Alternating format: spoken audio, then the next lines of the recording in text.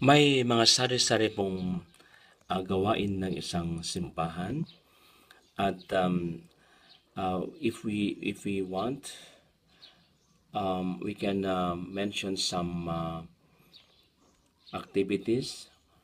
Activities po na hindi lamang isang gawain for the sake of doing it, but it is an evangelical work.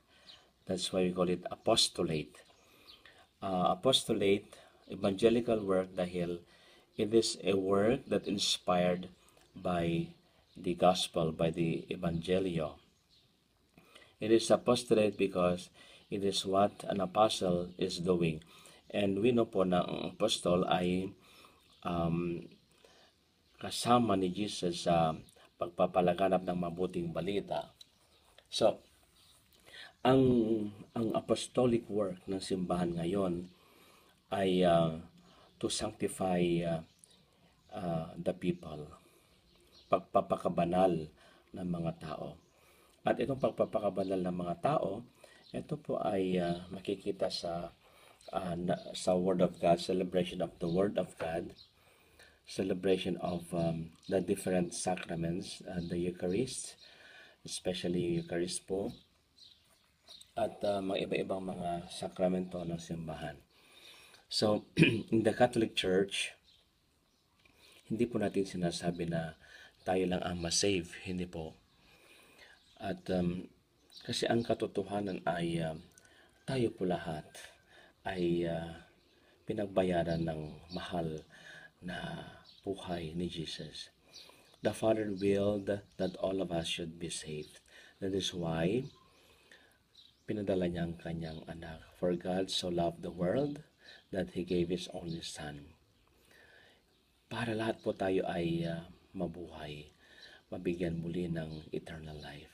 So, huwag po kayong maniwala na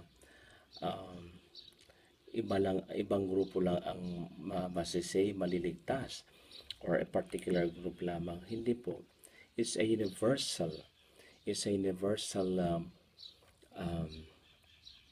will of God for us to be saved.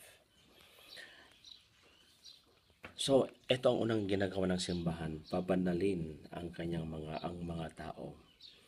At hindi lang pabanalin, kundi ang simbahan ay tinitingnan din yung banal sa ibang tao.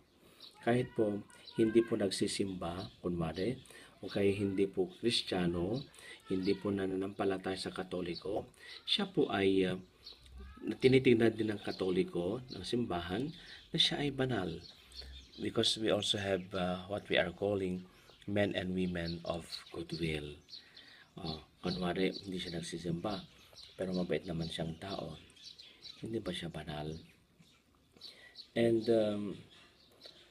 ito nga yung unang ginagawa ng simbahan, to recognize the holiness of each and every one of us.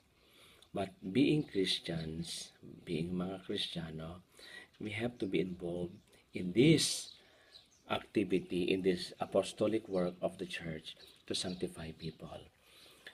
Meron akong karanasan na ang isang luminarian, nagdadala siya ng mga kakilala niya sa Lumen Christi. Okay, meron tayong Lumen Christi Secret Space dito sa Burgos at doon po sa Anonas, Urdaneta. And when they bring people in Lumen Christi, people are touched because there's something in there. Ibig sabihin, we don't have to be a preacher in order to help people to sanctify themselves. By our witnessing, by our eagerness to pull people to something beautiful, to something godly, yan po ay nakikiparticipate tayo sa work of sanctification ng ating simbahan. So, yan po yung unang ginagawa ng simbahan natin. Our apostolic work is to sanctify people.